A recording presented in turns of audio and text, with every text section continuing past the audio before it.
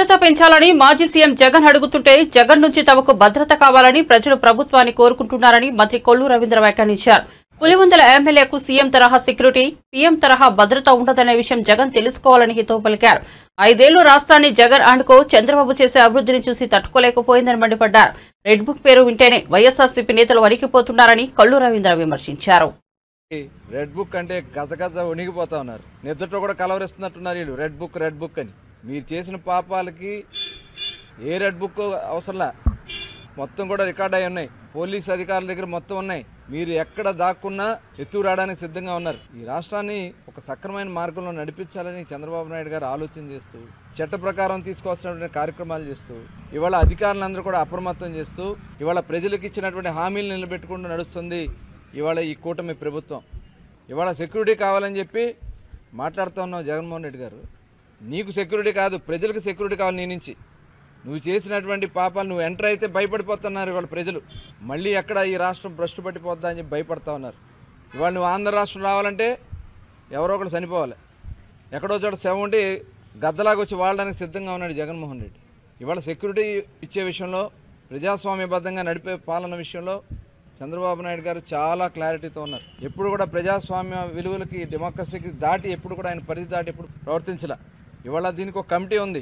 మీకు సెక్యూరిటీకి సంబంధించినటువంటి కమిటీ ఆదేశాల ప్రకారం చేస్తారు తప్ప మీరేదో సీఎం సెక్యూరిటీ కావాలి, పీఎం సెక్యూరిటీ కావాలంటే ఇవాళ అది సాధ్యం కాదనే విషయాన్ని కూడా మాజీ ముఖ్యమంత్రి జగన్మోహన్ రెడ్డి గుర్తుపెట్టుకోవాలి. ఇవాళ ఎక్కడో ఉన్నాయని చెప్పి ఊహించుకుంటా ఉన్నాడు ఆయన. ఇవాళ నిన్న కలెక్టర్స్ కాన్ఫరెన్స్ జరిగితే ఈ వైఎస్ఆర్ పార్టీ నాయకులకి మా బందరోడు ఉన్నాడు, బందరు పిచ్చోడు, ఏం మాట్లాడతాడో తెలియదు. రక్త కన్నీరే.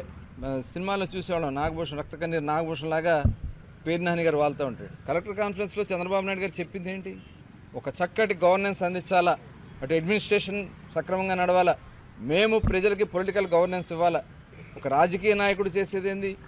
ఒక ప్రజాప్రతినిధి ప్రజలకి తగిన విధంగా వాళ్ళు ఇచ్చినటువంటి సమస్యలను పరిష్కారం చేయడం కోసం చట్టాలు చేసే దాంట్లో, ఆ చట్టాలను సక్రమంగా అమలు చేసే దాంట్లో అధికారులకి కలిసి సమన్వయంతో ముందుకెళ్లాలని చంద్రబాబు నాయుడు గారు నిన్న చెప్తే, దానికోసం ఒక వాట్సాప్ గ్రూపులు క్రియేట్ చేసుకోండి.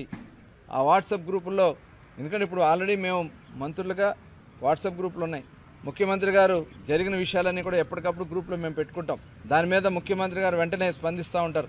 ఈ రకంగా అధికారులందరూ కూడా ఒక వాట్సాప్ గ్రూప్ క్రియేట్ చేసుకుని ప్రజలకి చేరువగా పరిపాలన చేయమని చెప్తే, ఇవాళ దాన్ని కూడా వక్రీకరిస్తూ, అసలు వీళ్ళకి ఆలోచన లేవు. వీళ్ళకి ఎంతసేపు అంటే వక్రబుద్ధి.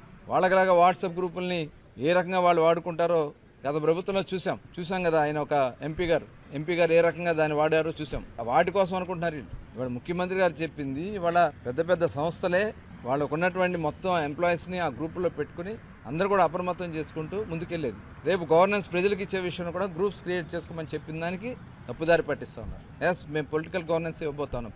ప్రజలకి కావాల్సినటువంటి పరిపాలన అందించడానికి మేము సిద్ధంగా ఉన్నాం.